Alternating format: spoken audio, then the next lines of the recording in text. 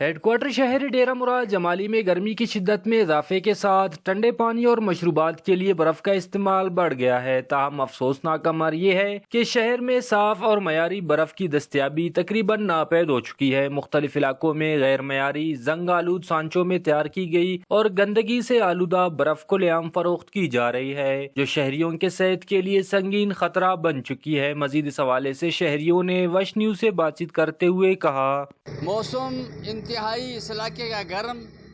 اور لوگ ٹھنڈے پانی پینے کے لیے انتہائی پریشان، اور لوگوں کو اپنے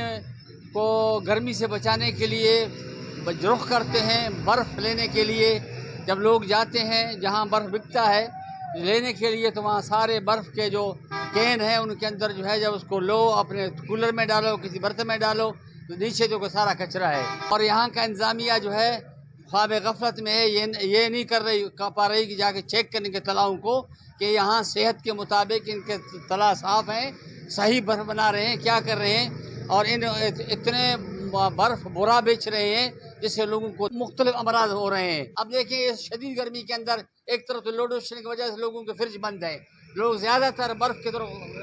برف کوشش کرتے ہیں، اور برف والوں کا حال یہ ہے کہ لوگوں کی صحت کا خیال نہیں ہے اور وہ صرف پیسے بنانے کی فکر میں ہے۔ شہریوں نے متعلقہ اداروں کی خاموشی پر بھی سوال اٹھاتے ہوئے کہا کہ صاف اور معیاری برف ہر شہری کا بنیادی حق ہے۔ اگر متعلقہ اداروں نے فوری اقدامات نہ کیے تو غیر معیاری برف کے استعمال سے مختلف بیماریوں میں اضافہ ہو سکتا ہے، جس کی تمام تر ذمہ داری متعلقہ حکام پر عائد ہوگی۔ کیمرہ مین معشوق رند کے ساتھ ریاض بلوچ، ویش نیوز، نصیر آباد۔